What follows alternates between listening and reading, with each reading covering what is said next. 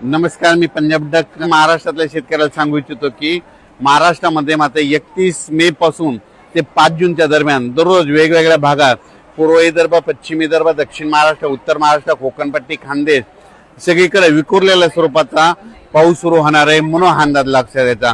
काही काही ठिकाणी जोराचा पाऊस पडणार आहे, त्या पावसामध्ये गारपिटीचं देखील प्रमाण असणार आहे म्हणून हे देखील अंदाज लक्षात येतात। आणि महाराष्ट्रातल्या सर्व शेतकऱ्याला सांगू इच्छितो की एक सर्वप्रथम आनंदाची बातमी, महाराष्ट्रामध्ये 7 जून पासून ते 12-13 जून पर्यंत महाराष्ट्रामध्ये चांगला मान्सूनचा पाऊस येणार आहे म्हणून हा अंदाज लक्षात यायचा। पण पहिली वेळ अशी आहे की या मान्सूनच्या पावसामध्ये वाऱ्याचं प्रमाण जास्त आहे, या मान्सूनच्या पावसामध्ये गारपीट होत नसते, पण या मान्सूनच्या पावसामध्ये मोसमी पावसामध्ये गारपीट देखील होणार आहे म्हणून हे देखील अंदाज महाराष्ट्रातल्या शेतकऱ्यांनी लक्षात यायचा। म्हणजे सांगायचं झालं तर 7 तारखेपासून तर 13-14 जून पर्यंत महाराष्ट्रामध्ये दररोज वेगवेगळ्या भागात मान्सून सक्रिय होणार आहे आणि महाराष्ट्रातल्या सर्व शेतकऱ्यांची पेरणी होणार आहे म्हणून हा अंदाज देखील लक्षात यायचा। पण या मोसमी पावसामध्ये सगळ्यात महत्त्वाचं एक आहे की या मोसमी पावसामध्ये की या गारपीट कधी नसते, पण या मोसमी पावसामध्ये गारपीट पाहायला भेटणार आहे म्हणून हा अंदाज देखील सर्व शेतकऱ्यांनी लक्षात येतात।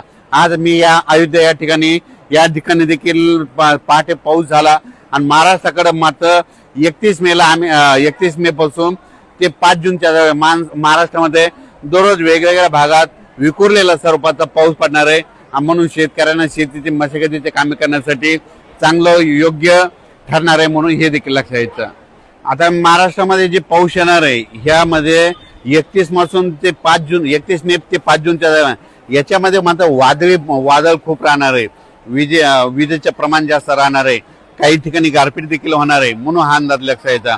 हे पाऊस सर्वदूर नाही पडणार, पण भाग बदलत विखुरलेलं सर्वत्र पडणार आहे म्हणून 6 जून पासून ते 12-13 जूनच्या दरम्यान जे मोसमी पाऊस आहे त्याच्यामध्ये त्या पावसामध्ये देखील खूप वाऱ्याचं प्रमाण असणार आहे म्हणून हे देखील लक्षात यायचं। तर तुम्हाला सांगतो हे जे मोसमी पाऊस आहे ते काय होणार आहे, हळूहळू थोडा पुढं सरकत संपूर्ण महाराष्ट्र काय होईल 13-14 जून पर्यंत संपूर्ण महाराष्ट्रात दाखल होणार आहे।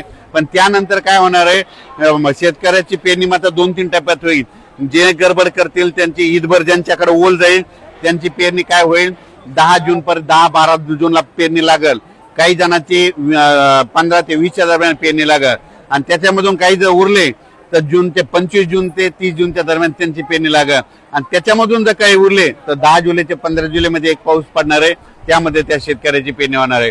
पण महाराष्ट्रामध्ये मात्र मान्सून येण्यासाठी खूप पोषक वातावरण आहे। फक्त 2 दिवस 29 आणि 30 2 दिवसात उष्णतेची तीव्र लाट राहणार आहे। 31 मे पासून राज्यातलं वातावरणात बदल होईल। 1 जून पासून काय होणार आहे, उन्हाचा पारा जवळपास 2.5 अंशापासून तर 33-34 अंशापर्यंत वेगवेगळ्या भागात जाणार आहे म्हणून हा अंदाज देखील महाराष्ट्रातल्या शेतकऱ्यांना लक्षात यायचा।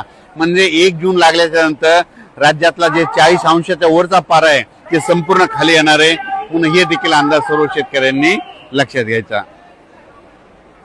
आपल्या महाराष्ट्राच्या बाजूला तेलंगणा, कर्नाटक आणि आंध्र प्रदेश ह्या राज्यातले सर्व शेतकऱ्याला सांगू इच्छितो की तुमच्याकडे महाराष्ट्राच्या अगोदर तुमच्याकडे मान्सूनचा पाऊस दाखल होणार आहे म्हणून हे देखील लक्षात यायचं। त्याच्यानंतर मध्य प्रदेशच्या शेतकऱ्याला सांगू इच्छितो की आता 29, 30 आणि 31च्या दरम्यान मध्य प्रदेश, उत्तर प्रदेश म्हणजे उत्तर प्रदेशमध्ये अयोध्या आहे या ठिकाणी देखील काय होणार आहे, आणखी 2-3 दिवस पूर्व मोसमी जोरदार पाऊस बरसणार आहे म्हणून हे उत्तर प्रदेश शेतकऱ्यांनी देखील अंदाज लक्षात घ्यायचा।